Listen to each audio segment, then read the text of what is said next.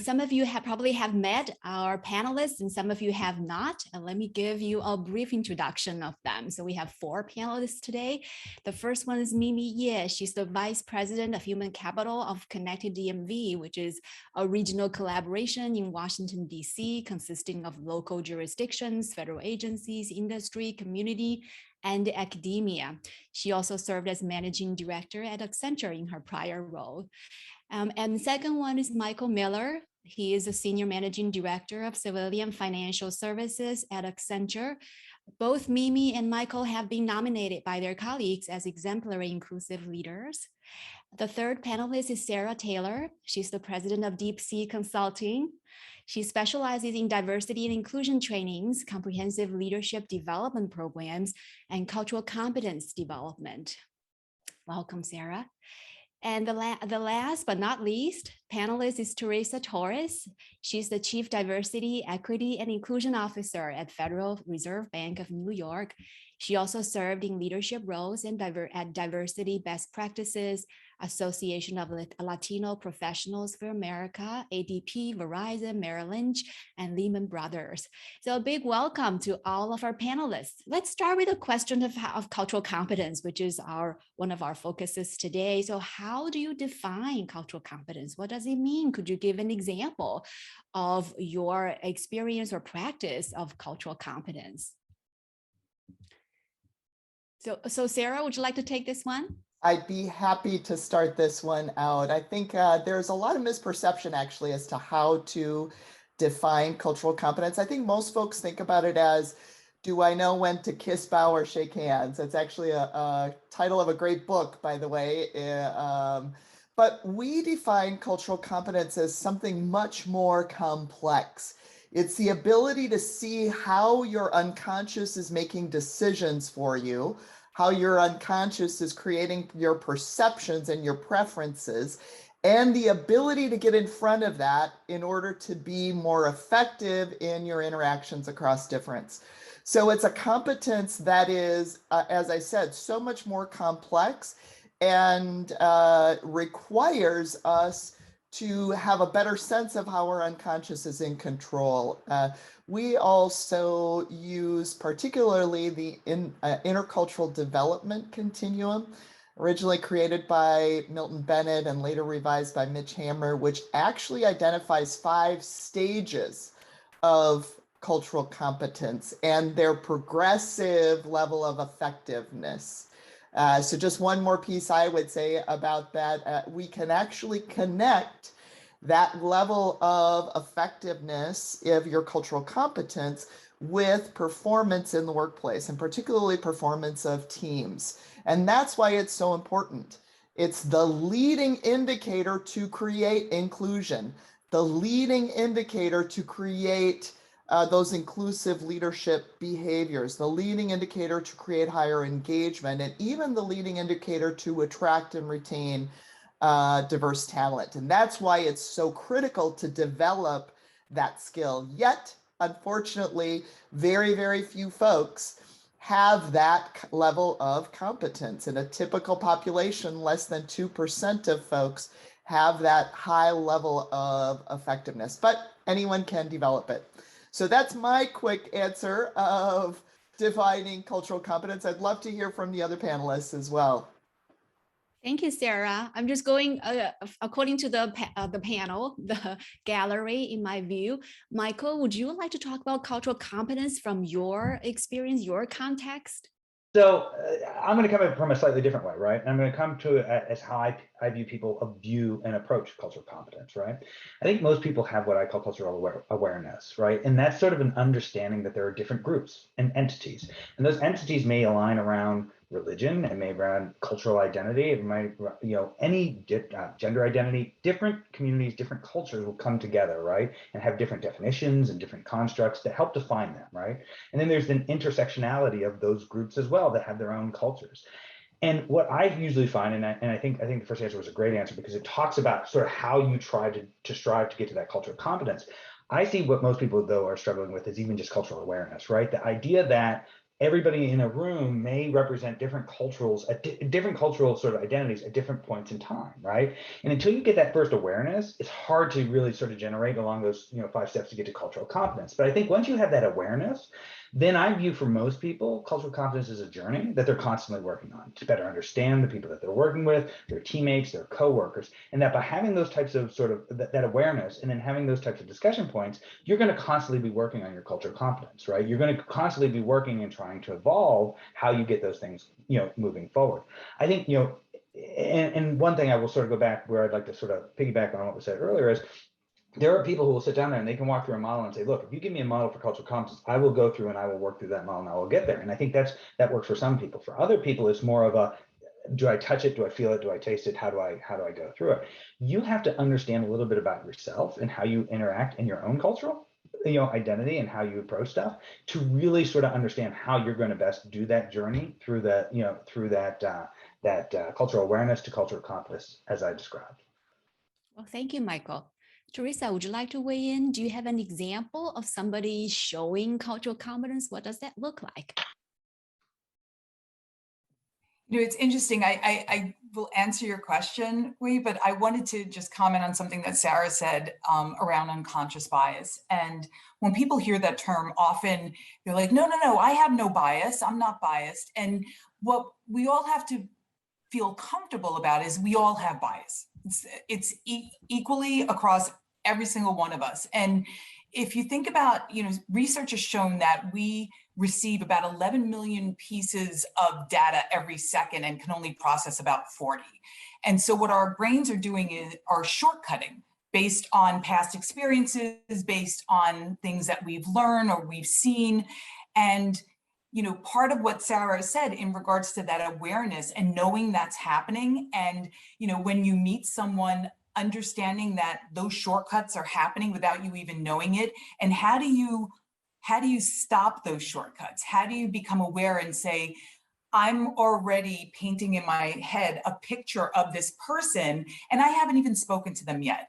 And why is that happening? Well, it's the shortcuts saying if this, then that, because you had exposure or you were learning something or you've seen something and it's giving you that shortcut. So I just wanted to highlight that piece of it. And then something that Michael said, really resonated around, just having the awareness. And I think often we think about awareness in regards to, dimensions of gender, identity, ethnicity, and there's really so much more. And there's a model of having an iceberg and all of the things you can see above the level of the water, and then all of the things that you can't see that are below. So, someone can look at me and say, oh, woman, Latina, but they may not know, mother, CrossFitter, what I like to do, the music I listen to, the education I've had, my socioeconomic background,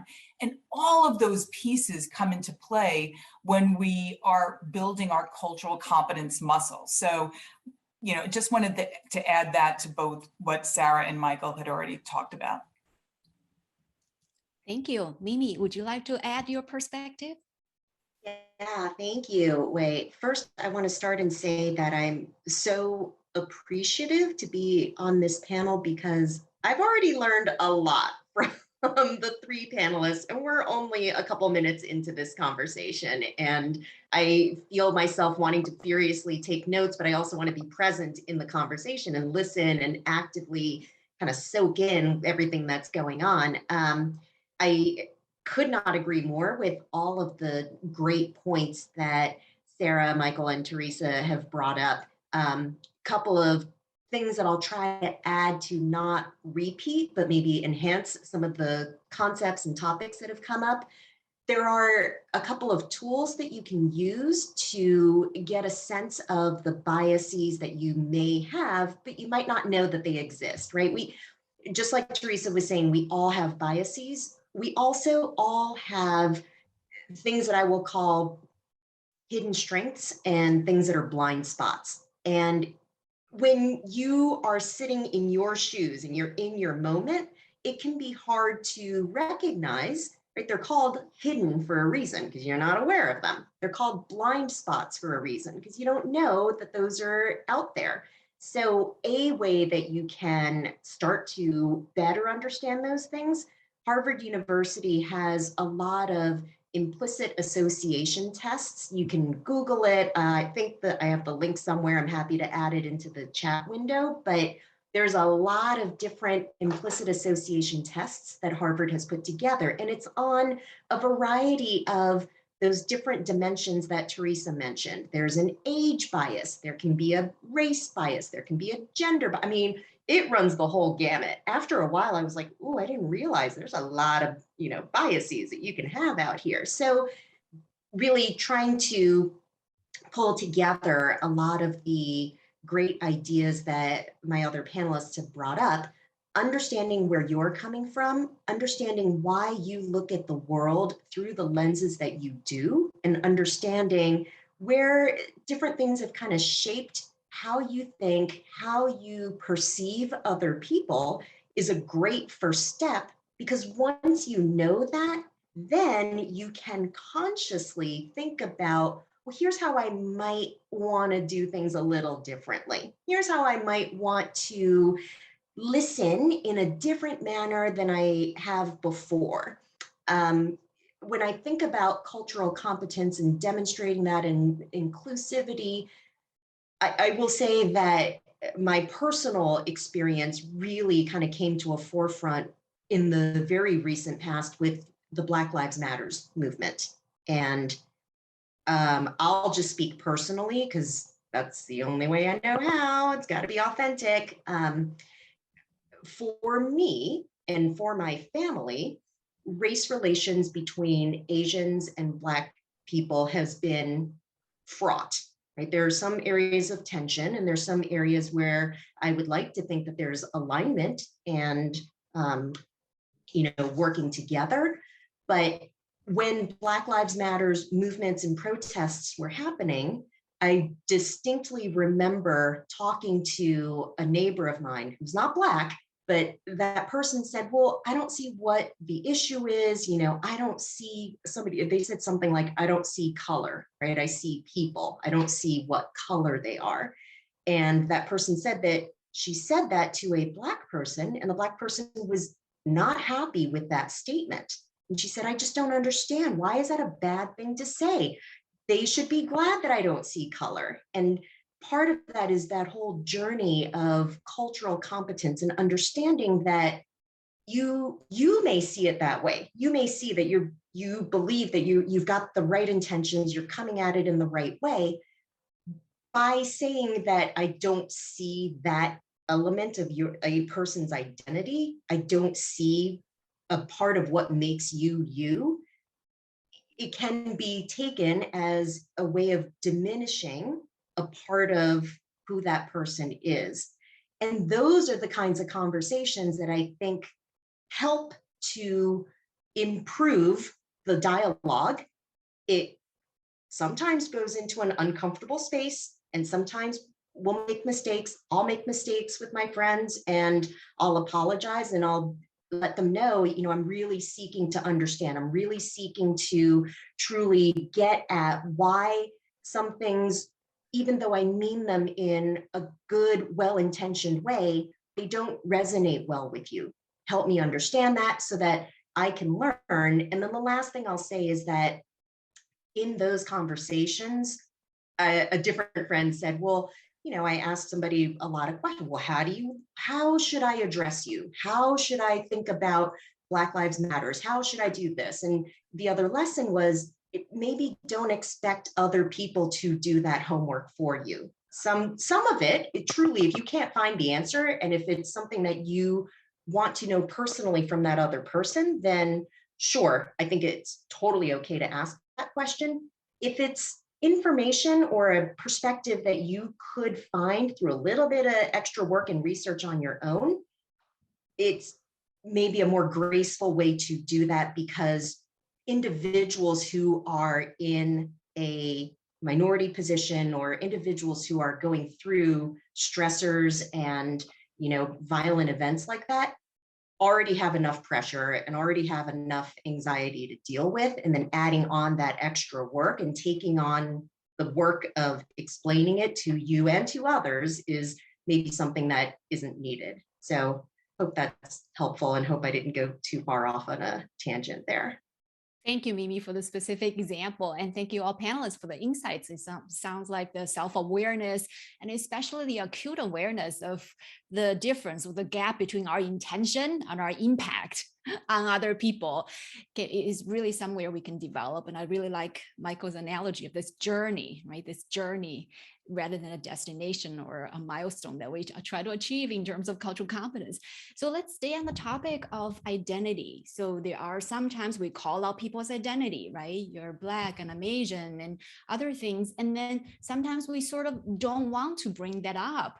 For example, in our previous panel, there was one panelist who gave the example that he said, well, in one of the meetings, he pointed out that there's only one woman in the room and what's wrong with, and it seems something's wrong, we're not doing something right. And that woman felt embarrassed because she was suddenly pointed out and her identity was pointed out in a sort of, for her, irrelevant situation. So when do we sort of address, relate, and call out people's identities, and when we try to avoid that? And Sarah, would you mind sharing your story of your husband and share with us when would be appropriate to do what?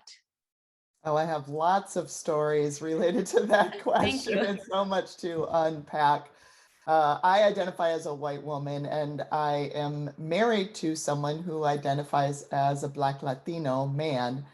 And we often are in situations where we're confronted with this, and confronted with folks that are very uncomfortable with pointing out our differences, or when we point out our differences. And that's a real key piece. Who's doing the pointing out? And what position of power do they have? And what kind of explanation and evaluation are they attaching to it?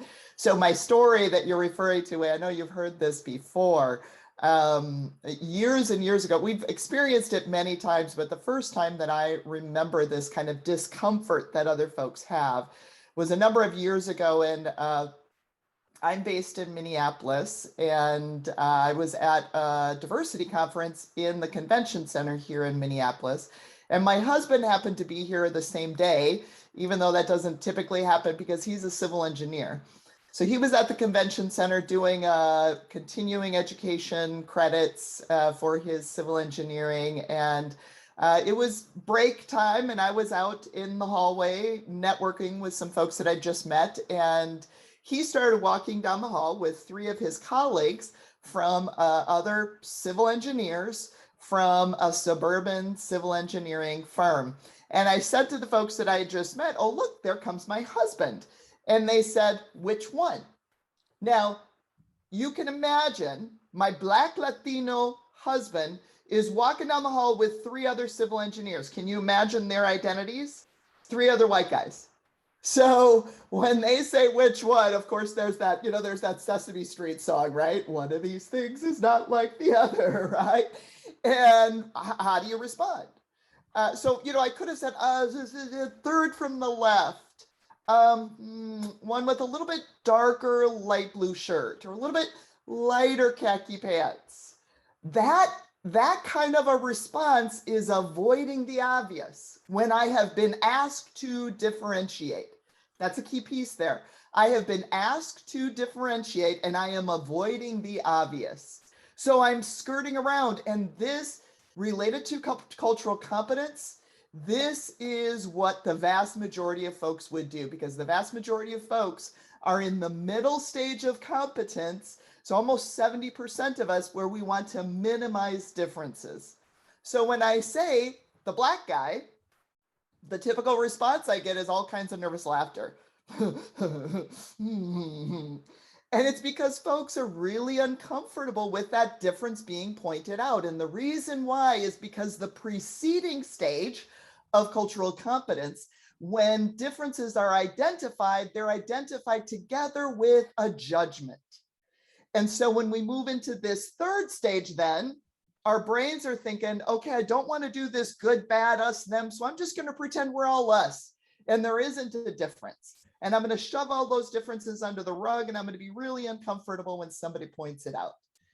Now, if you think about that in relationship to other differences, would I be uncomfortable pointing out purple flowers versus red flowers? Nope, wouldn't be uncomfortable at all, because we haven't, as a society and in our shared unconscious, haven't collected a pattern of meaning and judgments around red versus purple flowers as we have around white versus black.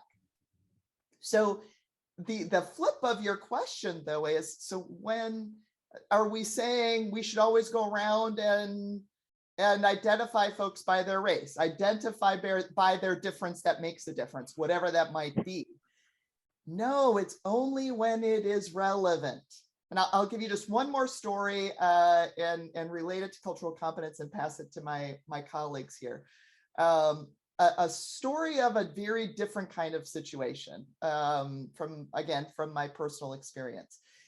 When my mom was, while she was still alive, was taken to the emergency room, and my brother was there with her. And he's sending us text messages as to how things are going. And he says to the family, yeah, a cute little Asian nurse just came and took her blood. Now, what relevance does that person's external frame identity have to do in that situation? It's not relevant. It does not make sense then to point out that difference because it's not a difference that's making a difference. Now, having said that, if he would have earlier in the day said, yep, a nurse came and took mom's blood and she was so fabulous, she was so kind, and she made mom feel so at ease, and it was such a great experience. And then later in the day, I'm there and I see 3 nurses at the nurses station, and I say to my brother, which one? When I ask for differentiation, that's when it makes a difference, because we're being asked to differentiate. And the other key piece, the final piece, is who is doing the differentiation. In your example, Wei, someone from dominant culture was pointing out the difference of someone from the non-dominant culture. And it could have been in a situation where, whether it was a difference making a difference or not, it is up to that person to identify whether they want to be called out as such. That's the key difference. And when we come from a dominant culture perspective, it's sometimes it almost always is difficult for us to separate that. Once we are comfortable identifying the difference, then it's the sense of, oh, I should do that. It's my duty to do that. No, it's not my duty as a dominant culture to identify for someone in a non-dominant group. It is for them to identify as they want to be identified. So there's so much to unpack in all of that. I'll pass to my colleagues now to see how they want to add to that.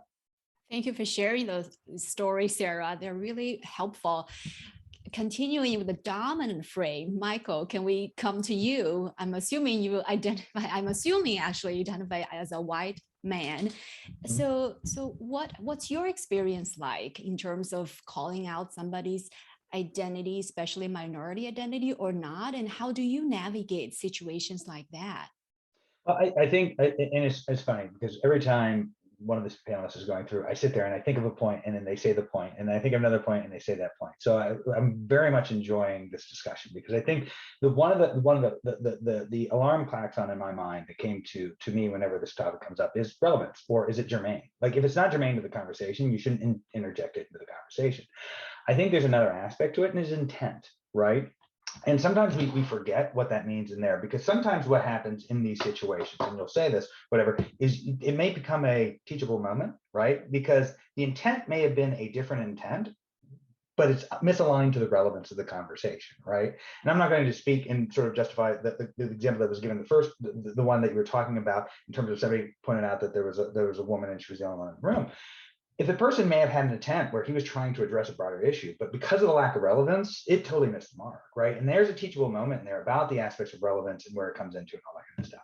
So from my perspective, one of the things that I also think from a leader perspective, and when I go through and we talk about stuff, is I always try to make sure my intents are clear about what meetings are for, what topics are for, and what those discussions are, right? And when it does come to relevance, I don't call out differences if they're not relevant. If it makes never mind as a leader, as somebody, even in my own house, right? When we're dealing with stuff, if you don't need to call out those things, calling out that information and that extraneous information may call in question, what's the intent? Why are you doing it? What's it going forward?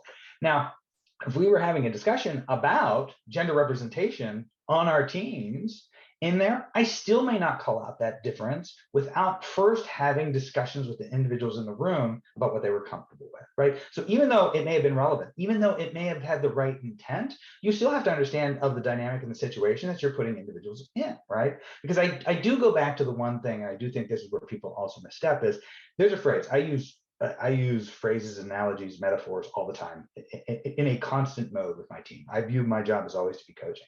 And one of the things I always say, which is a summation of the first thing, that the first section that we had, is we say things not as they are, but as we are, right? So that's a natural thing. So when you start calling out things different from yourself, so as a white male, when I start calling out things different from myself to other people who see themselves in there but don't see themselves sort of as me, it does create some of that tension, some of that conflict, as Sarah, I think, wonderfully put it, and it creates those dynamics. So you will be sure in a situation like that, if it's not germane, if it's not relevant, if it's not the right intent, it's not the things, we won't delve into that area if it doesn't further the discussion. But even before, and I can't stress this enough, but just because it may be relevant doesn't mean that you have a free pass to go in if it's not done in the right way, right? If it's not done in a social construct, if you put somebody into a bad position because you want to put out, sexual identity, or you want to talk about ethnicity and all this kind of stuff, and they're not prepared for it, all of a sudden from where they are, they're going to see that as all of a sudden now I've been isolated, because again, they see things as they are, whatever. And they didn't understand intent, and it wasn't relevant, and we didn't have that discussion in advance. So I think there needs to be sort of prep, even in certain discussions, about when is it appropriate to have those discussions. Thank you. Thank you, Michael. Theresa or Mimi, who would like to go next? Yeah, Mimi, I just Theresa, wanted go to ahead. I just wanted to comment on something that was said earlier in the conversation around people saying, they're having a real discomfort with people having different identities and saying, I don't see color, we're all the same. And, what we have to think about is everyone has a different lived experience.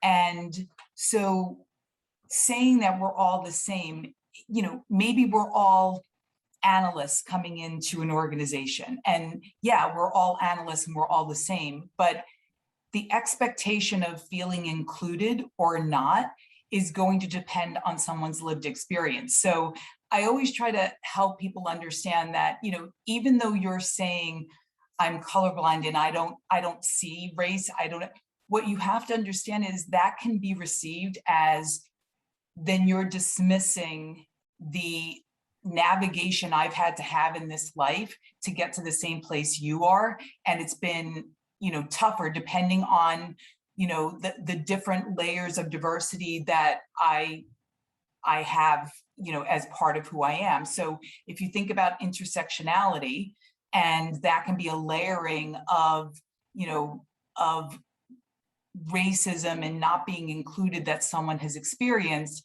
saying that, we're all the same or I don't see that can be received as dismissive. So I just wanted to bring that up because I think it's really important that as we're talking about cultural competence, it's really understanding that every single person in any room you're in any organization you're in, has navigated this world differently. And all of those experiences are what they're bringing to the table. Wonderful. Thank you. Mimi, would you like to add your perspective on this? Bringing up the rear, here we go. To the point about, identifying and calling out a person's identity or, specific characteristics, I agree with everything that my panelists have said. totally agree. And my point of view aligns with what Michael said of not really calling out and separating out a person's identity without first getting permission. And if that was not explicitly given to you, you can still get a point across using your own prior experience. You can use data, you could use research to get a point across. And then the other thing I would say, and I'm guilty of this all the time, and I keep working on it, because these types of conversations can be tense and uncomfortable and difficult, for me, there's a tendency to use humor or to try to sprinkle in a little bit of levity. And I think it can be okay to use it at times if it will help to diffuse a tense situation, but it shouldn't be at somebody else's expense, right? It should never be at somebody else's expense. And even to a large degree, it shouldn't be at your own expense. People will use self-deprecating humor to try to ease a moment. And like I said, I do it a lot. And I've realized that I shouldn't do that. It minimizes my value and it minimizes how people might see me. So I'm really trying not to do that. And I'm trying to be okay and live in the uncomfortableness of moments that can come up, because there is value to it. Those are the moments that people will remember more. And hopefully those are the moments that we all learn from and we figure out how to do things differently and maybe have a different outcome the next time around. Thank you. Thank you very much. So let's look at some specific examples with tension. So it's not the easy examples, it's the harder situations. For example, you have a new employee and you're not sure of this person's gender identity. And this person hasn't been participating in group activities or hasn't been speaking up in meetings. So you wanted to involve this person more so it's task relevant in a sense, but you're not sure. How would you approach this person or try to bring out more from this person? Whoever's ready can go first. I want to go first. Please, go ahead, please, Mimi. I was Top hoping of the you would. line, here we go. So a couple of things, gender identity, I feel has been it's not a divisive topic, but it's one where a lot of people have a lot of different points of view on it. And from my observation, some of it is a generational point of view.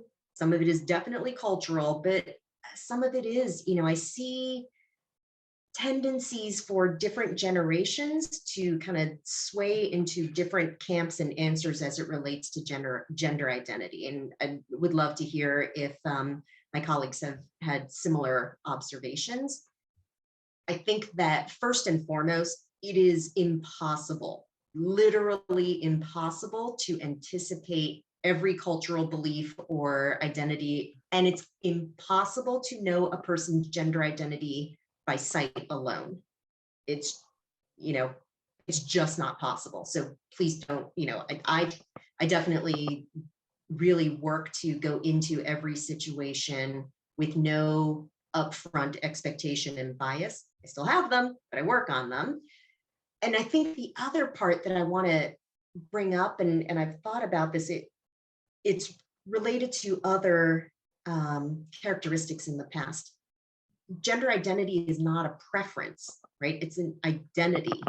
And people will sometimes use the term preference, and that's also rough because preference, gives this impression that, oh, I really, really like it to use these words, but it's okay if you use these other words.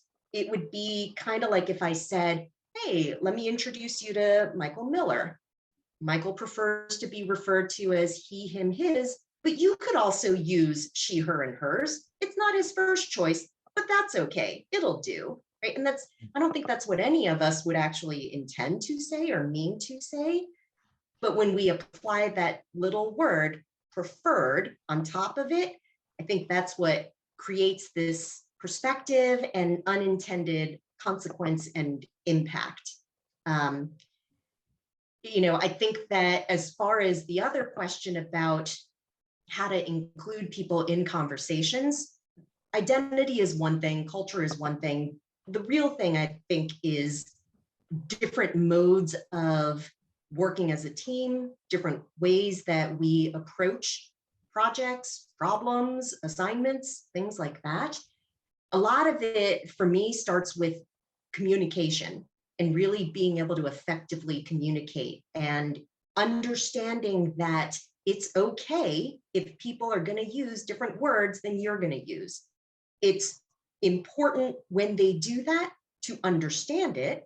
And it's important if you are the leader, or even if you're not the team leader, if you're just a team member, to speak in a way that other people can understand. Maybe switching out certain words, maybe shifting a bit away from the shorthand, to use Theresa's term, which I really appreciated, instead of maybe using some of the shorthand vocabulary that is used a lot in a particular team or an organization, alternating it with other words that have the same meaning in an effort to clarify.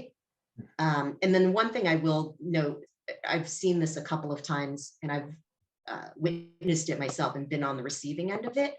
When I tell somebody that I don't understand what they're saying, sometimes they will say the same thing, but slow it down and say it a lot more slowly, sometimes loudly. And I want to be like, I didn't say that I didn't hear you. I said I didn't understand you. So that's the only other short tidbit I would say is try not to do that. It can come across as patronizing.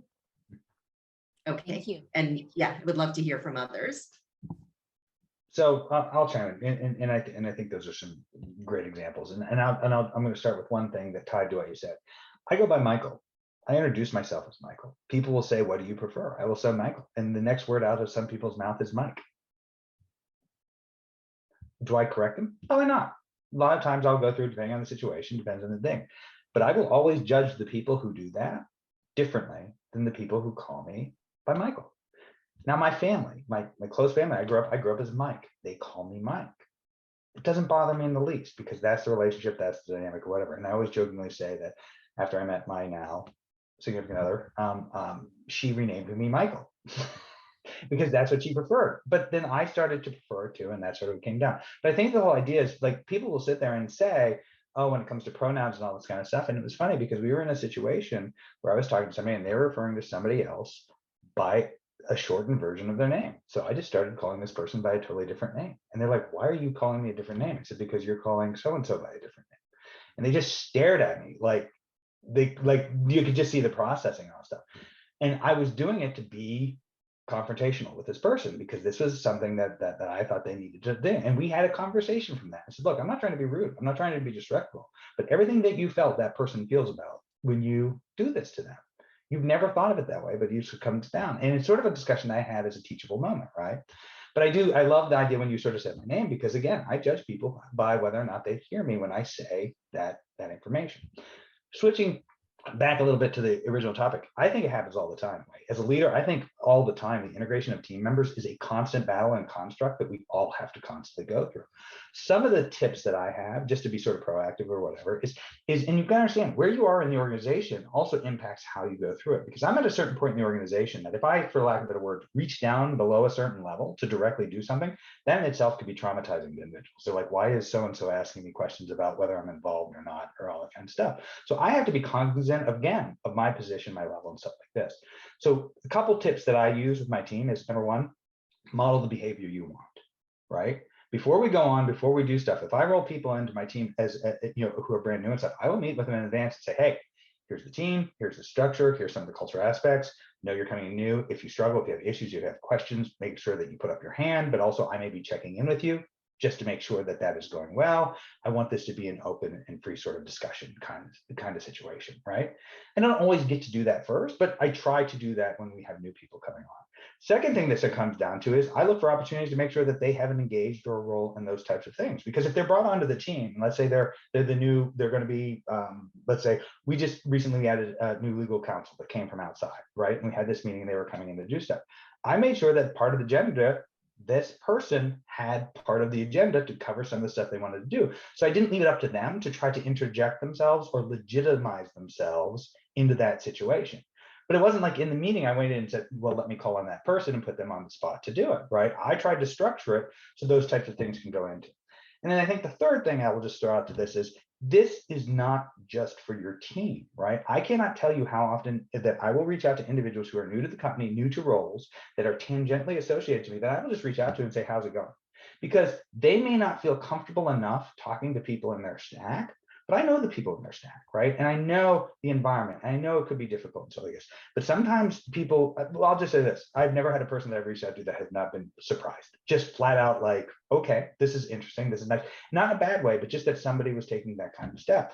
And I think it's important because when we think of leadership, we think of the stack, we think of span of control, we think of all this stuff. But if you model it, I want the people below me doing the same types of behaviors. If you want the people adjacent to you to be doing the same types of behaviors, you've got to model that behavior and try to put those things in place to try to structure it, not just be worried about your direct reports or your direct reports and your direct reports. So a lot that I threw out there, but those are some of the tactical things I do to concretely address some of the aspects that you brought up in your question. Thank you. Sarah, or? I'll add in. I wanted to touch on the name piece, and Michael made me think of it as I was listening to him. And it's, you know, when you meet someone, really making an effort to understand the pronunciation of their name, and making sure that you're asking them, you know, and practicing if you need to, but really showing that you care enough to pronounce someone's name correctly. So that's one thing that I think is really important. And, you know, from a team member perspective, in how you described it, I think we all have to meet people where they are. And so the support that one new colleague will need is not necessarily the support that another colleague will need. And so really helping them to have a discussion with you as to what is it that they need to feel successful? What is it that they need to feel supported? And it will be different for any individual that you speak with.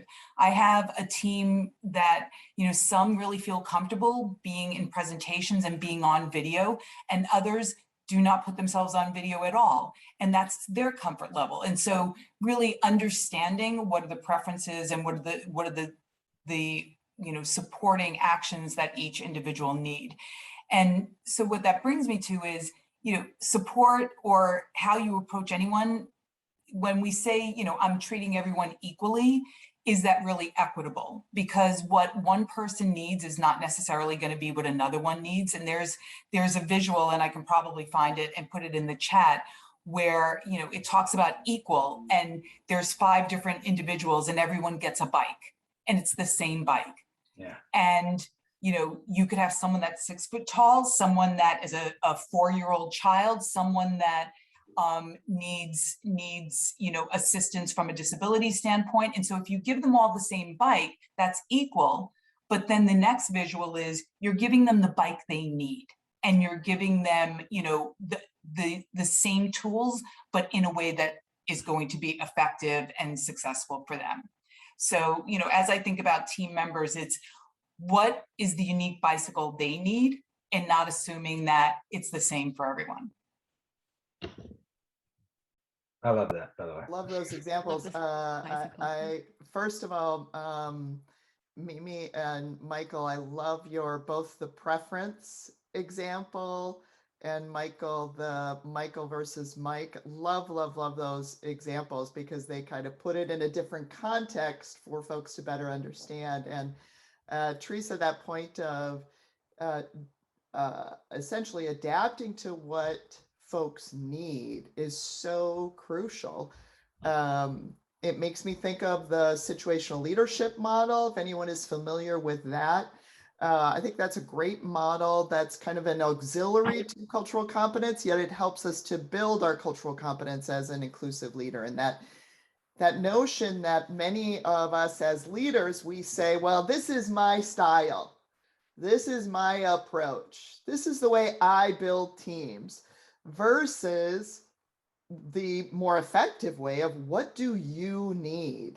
What do you need as someone on my team? How do I adjust to you? How do I give you what you need to be successful? That's a very, very different approach, and much more effective approach, much more inclusive approach. But I want to go back to also to the original question. And in many ways, it is kind of more about prevention versus addressing an issue after it's already arose.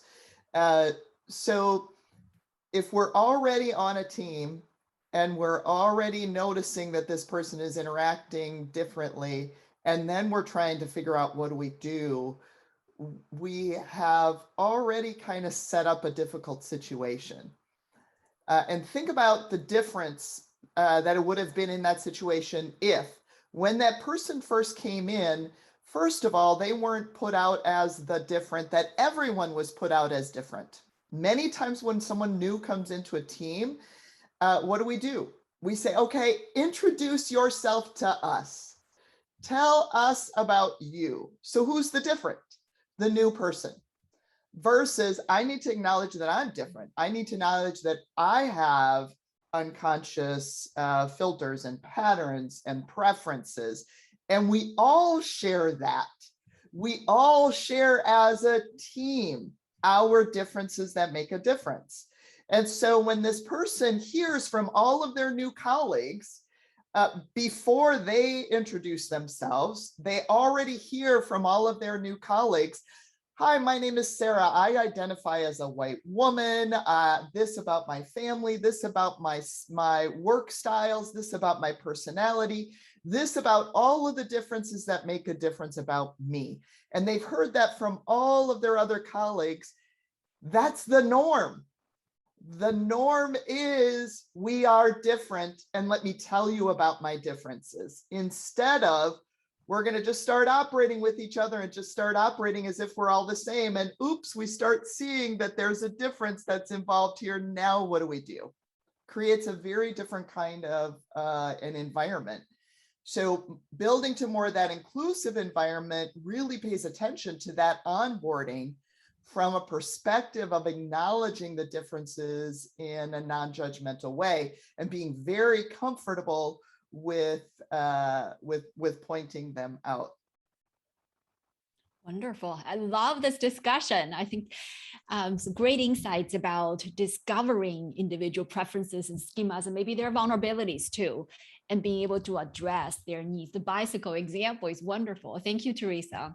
And also the norms of differences. We're assuming differences or making differences the norm rather than similarity, the norm. So which is sets the environment, which is excellent. So I have a follow-up question about managing teams, or how do you encourage other team members to sort of develop their cultural competence? Michael, you mentioned this setting as role modeling. So you do these things and people see you do it, and they are more likely to do that too. Any other additional ways you can create this culture so people are being inclusive of each other? Yeah, I mean, a lot. So I'll give you a first thing. So for the past 10 years, I've been working in one specific area, right, of the firm, doing a lot of work, a lot of things like that. And when you look at the team from the day that I took over to the day that I left, it is a vastly different team. It is structurally different. It has different representation. It's more inclusive across the board. And when we go through and we made these changes over time, what I believe what you see is by adjusting the teams over time, it doesn't just happen overnight. It took on a momentum of itself, right? It took on a way that by me broadening the leadership team, bringing more people to the table that had been to the table before, just the numbers, right, at the table to begin with, and then changing the composition of how the table there by going through and making sure that we had a very much inclusive set of voices at that table really changes the dynamic of how we were viewed. And I'm going to give you a thing. When I sit down and I look at my career, when I retire and all this kind of stuff, I can sit down there and say, I was a consultant, I did all this kind of stuff, and I could talk about big jobs and stuff like this. But when I talk about the things that get me excited, and when I look at my career saying, these are some of the biggest successes I had and make me the most proudest, I sat across from a retiring client, somebody who literally about 12 years ago, tried to get rid of us as a company. They did not want to do work with us anymore. They just, culturally, we had misaligned. We hadn't done this stuff. I'd come in, I'd help fix this, we'd change this.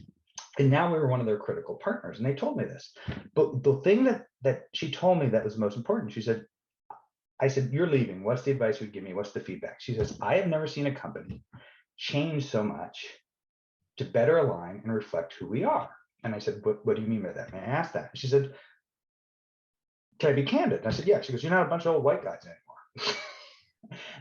Present company excluded. I said, she goes, she laughed and all that stuff. But she goes, no, she goes, you're not. And she goes, and neither are we, right? But when I look at your competitors, they look the same they did 10 years ago, and you don't. And I shared that feedback with my team. They valued this. They saw this. This is a differentiator. This is a shared success. It's not my success. Because even though I tell that story, I could not have done that alone. I can't just sit there and say, I'm the person, and now I've all of a sudden created a diverse team. It took time, it took change, and it took different leaders getting involved. There were things historically that I should have more control of that I have deferred to other individuals because they're more talented, they bring different insights and all that kind of stuff. But if I don't model that behavior at this level, you can be sure as hell nobody down here is going to just take it on their own to structurally change things, right? Or try new things and to fail.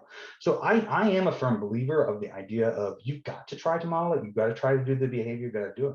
And when I look at those types of things, and as I stepped into my new role recently and stuff like this, all of that I said, I now stepped in my new role and I looked at, now I'm running a sector and it's broader, and I looked at the sector and I go, there's a lot of people from the majority I'm seeing across different aspects here. We still have good representation, don't get me wrong, but what are the things that we're going to do? And I'm not going to do the same thing I did before. I have to do it differently, right? And so some of the stuff that I'm doing is I'm going to the people who helped make that successful here in other places and saying, what can we do? What can we, like, what do we need to think of? How do we do this? How can I learn? How can I evolve?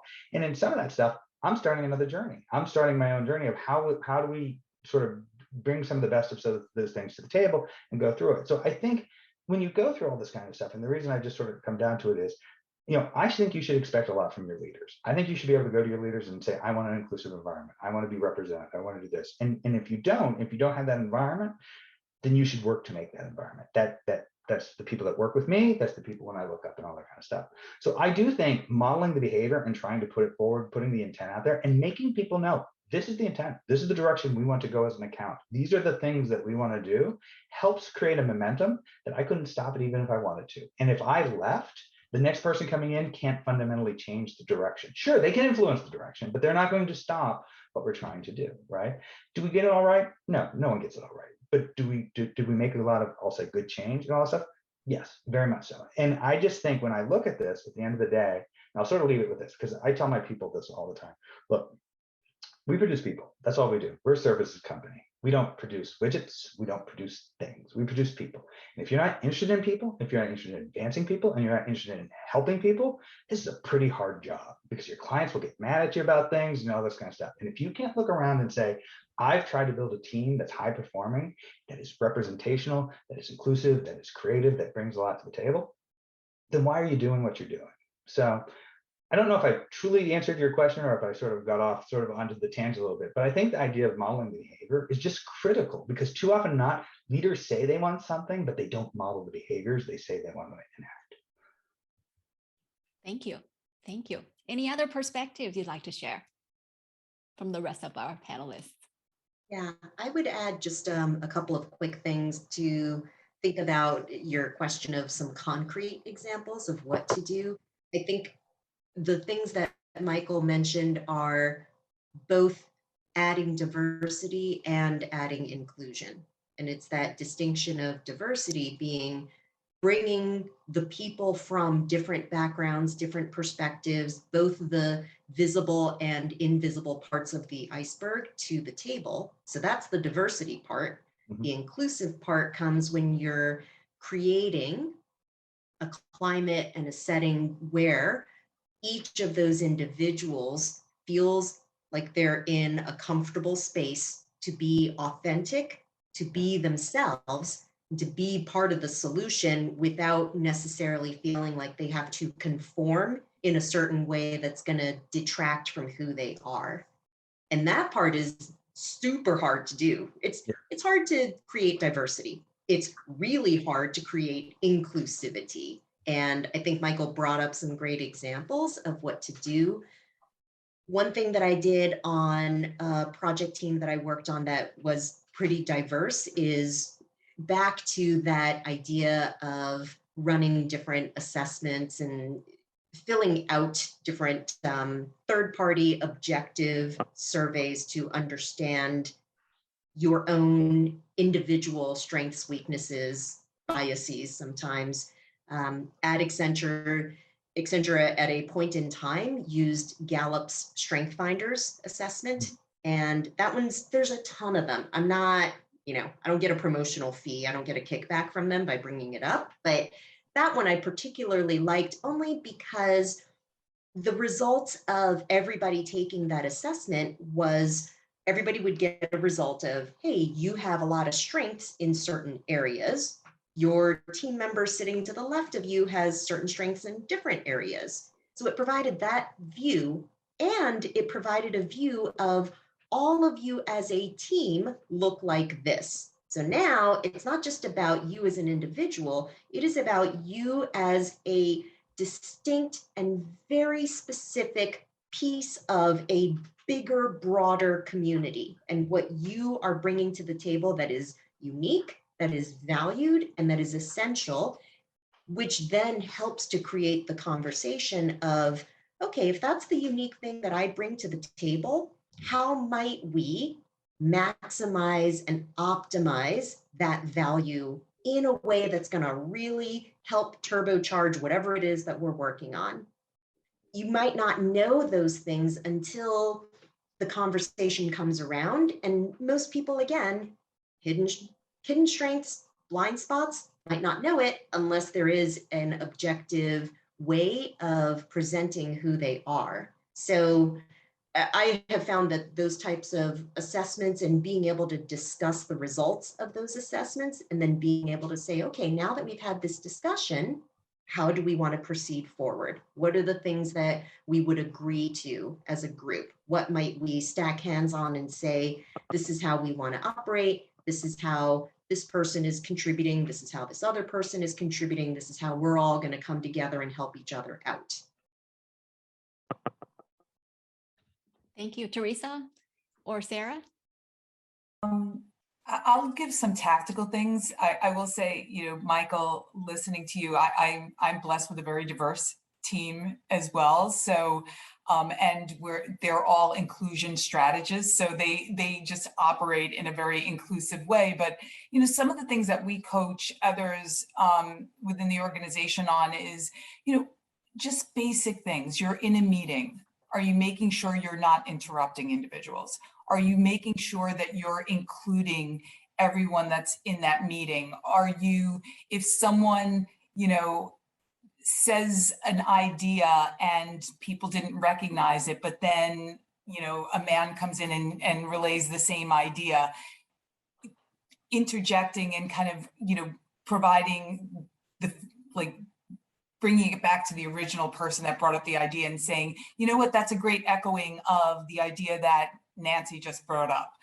I think the other thing that is really important and we talk a lot about is, all of us make mistakes, or all of us, may have a misstep. And instead of calling people out, calling them in and helping them to understand, hey, after a meeting, when you said this, that may have been taken this way. For example, there's a lot of terms in the English language that are used, but people don't understand what the historical context of those terms are, for example, grandfathered, and helping people understand after a meeting, hey, I just want to mention to you, you may not have known, but this is what that term actually historically came from, and helping people grow and helping them to understand how to be more inclusive, I think is really important. And always trying to assume positive intent, that people do not traditionally or often go into any situation and say, I am here to just disrupt everything and make people feel bad, right? So let's assume positive intent, call people in, and make sure that we're exhibiting those inclusive behaviors, as Michael said.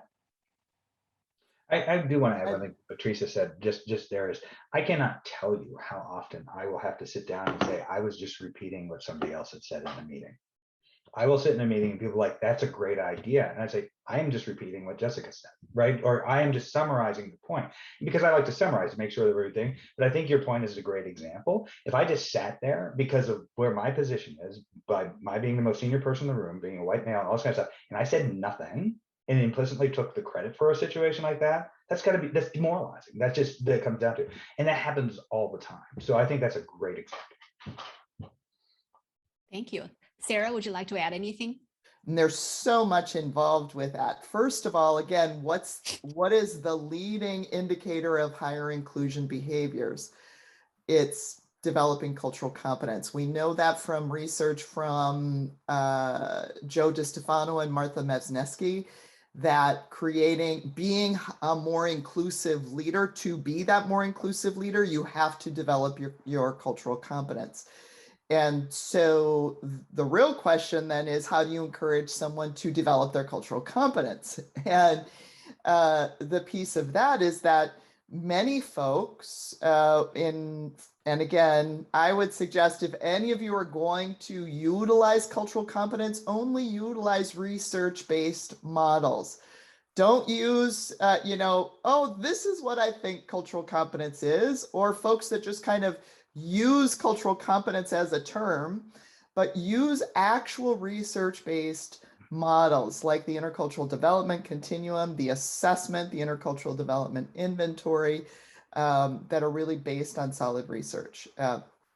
What that assessment tells us from millions of folks that have taken it is that almost every single one of us, before doing development work, has a significant gap between our perception of our abilities and the actual reality of our level of ability.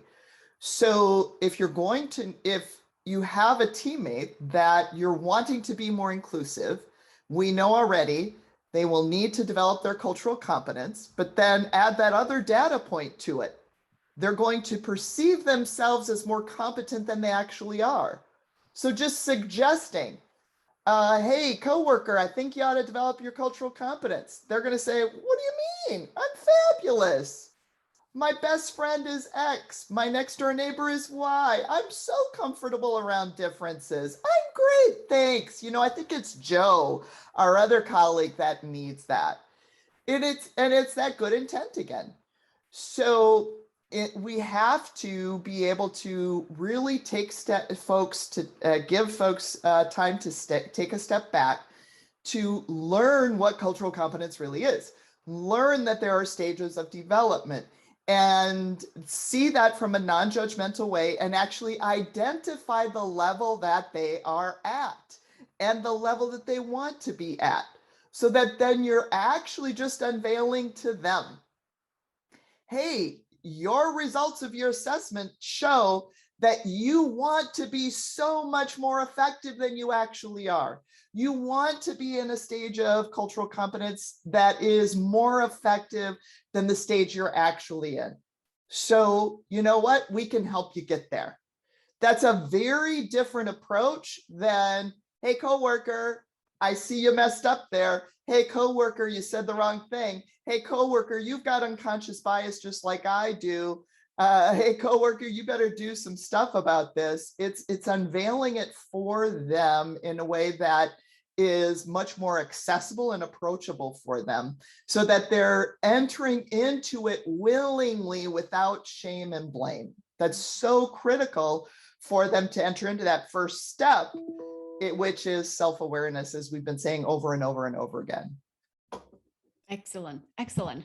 Thank you for all the perspective. One thing, yeah, I think along the lines of what Sarah just shared and what Theresa had mentioned earlier, I've tried to use an approach that is called the green lens, and some people may be familiar with it from Dr. Maria Nemeth, and it's this idea of going into a conversation with a perspective that this individual that you're talking to is the best version of themselves, and to what Theresa was saying earlier, is coming into this with good intention and with a intention of doing the best that they can, right? And it's statements like, I'm not going to get them all perfect, but it's things like, you know, this is a person who has goals and wants to make a difference. This is a person who is actively contributing with me and is here and wants to make a difference with me that is positive.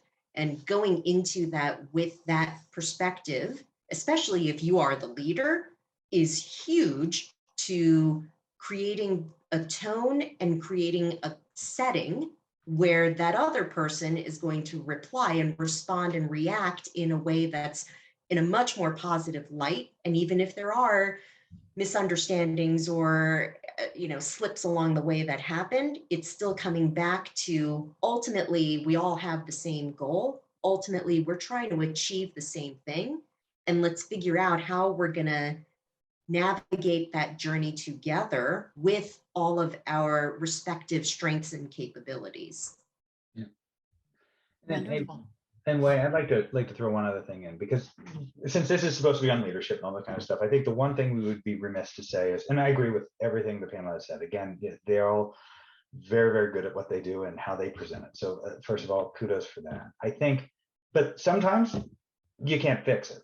Sometimes you have problems in the organization where you are trying to do cultural competence and all this kind of stuff. And sometimes you just have to act and remove individuals or things from situations, right, in order to protect the greater good of the team, the structure, and all that kind of stuff. So while I applaud, and I think everything on here was said, and I'm not running counter to that, but I do think we'd be remiss to say, sometimes you have individuals that just, they don't want to be taught. And to your point, Mimi, they are the best version of themselves, and that version is not exactly a version that's conducive to the environment. So sometimes as a leader, one of the harder decisions you may want to make is, and I'm saying this without judgment, you may not want to be judging the person and saying whether they're a bad person or stuff, but you just may have to remove people from the dynamics. And more often than not, sometimes you have to make those tough decisions as a leader in order for the greater good of the team to drive to conclusion and stuff like this. You can try to teach, but you might not be able to fix, you might not be whatever. So I do want to at least throw out that at some point you do also just have to do organizational movements to address those situations. I do want to explore one more question before ceding the floor to the participants, which is your own experience of developing cultural competence or inclusive leadership. Did you have mistakes or setbacks or lessons learned in your own journey? And what got you interested in the first place in this and got you to develop the level of sensitivity that you have? And any experience you could share, I think would be very helpful to our participants, because we're all on this journey at different time points, and will be very helpful to learn about what got you here. Mimi, go ahead. I have two. I think they'll be pretty short. I'll try to make them very short. Specific examples of one is a setback, one's an error that I learned from. When I was a younger supervisor, I'm not going to say what year, I had a team of 3 people underneath me, and it was a hierarchy. I had 2 people who directly reported to me and then a person who reported to them. And I can't always be there for the conversations and the work getting done, but I gave the team an assignment, and I was in a different meeting. I came back to my team and found that one of the most junior team member had left the premises, left the project, went home. It was not a scheduled time for that person to leave. And the individual who was that person's direct report was visibly upset. And I said, "What happened?" And the person that reported directly to me said, well, I gave this person an assignment and that person didn't want to do it. And I said, you had to do it. And that person said, why do I have to do it? Why can't you do it? And the person who reports directly to me said, well, you have to do it because you're the low man on the totem pole. And that's the way it works around here.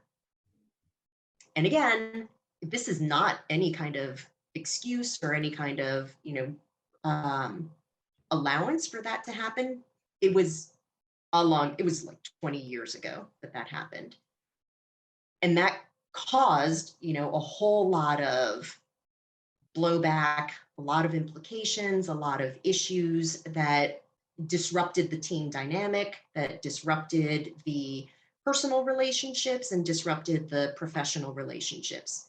The thing that I did not do well is that I did not immediately jump in and address why that was a bad thing to say and why that was offensive and insulting and hurtful. I think I did address the hurtful side of it, but I didn't delve into the implications from a cultural standpoint. The thing that I think I did well on that one is because I did not feel appropriately equipped or mature enough, I will say, in that point to handle the situation. I escalated it up and didn't escalate it up to the very top, but just to my direct, supervisor and to the HR organization and department that handles situations like this, because I knew that I was outside of my abilities and I knew that I needed some guidance on how to handle this situation. Ultimately, HR did get involved. There were conversations. Everybody was brought back to the table. There were, ongoing discussions on how to prevent something like this from happening, from creating this teachable moment. And even though I was not present in the room, and even though, all of these things happened outside of my watch, so to speak, it was in my performance review. And I accept that. I was the supervisor, the buck stopped with me for that particular team dynamic. And, so that was an example early in my career of the fact that situations like this will come up and then how to handle it and how to, really address it in the moment and not let it sit and fester. Who'd like to go next? Okay. Go ahead, Theresa. I just wanted to, one of the questions you asked was, how did you get involved in this field? And just quickly for me, my background is I grew up in the Bronx. No one in my family was ever in a professional type of environment. And so when I started on Wall Street years ago, I was completely out of place and was wearing all the wrong things. Hair and nails were all the wrong, way that at that time, the expectation was on Wall Street. And I remember just feeling such a distinct sense of not belonging. And it was not a great feeling. And for me, being able to impact organizations in a way that helps others not to feel that way when they come in was very important to me. So that's, really how I got involved in this field. Thank you for sharing that. Sarah, would you like to go? Sure. What I heard you ask about was some of the mistakes we've made. Maybe that's about how I heard your question. Maybe that wasn't your actual question, because I started thinking right away, oh my gosh, we don't have enough time for all of the mistakes that I have made. I've been working as a DEI practitioner for almost 35 years. So the list is endless. Mimi, you said you couldn't think of your second example. I can't think of like less than 50 examples of mistakes that I've made, both from a dominant perspective and from a non-dominant perspective. And those are very different experiences. But from a non-dominant perspective, being the only woman, a very, very young leader, and the only woman on the team, and my difference as a woman being minimized, and my ideas not heard until one of the men said it, and my the meetings after the meeting that I wasn't involved in, and honestly, I was too young. I basically did when folks experience microaggressions, and that is a microaggression, those are microaggressions, the typical response is to fight, flight, freeze, or fawn. And in many ways, I froze. I didn't really contribute fully. I was there. I've got, my growing up on a farm work ethic, so I still showed up, but I really didn't show up. I didn't fully contribute because I just really didn't understand what was going on. As I said, I was too young in this, and particularly operating in a leadership role. So I use that example to show, yes, I wasn't able to be my most effective, but also the organization missed out on my contribution because the organization had a culture that wasn't able to really fully take in my difference.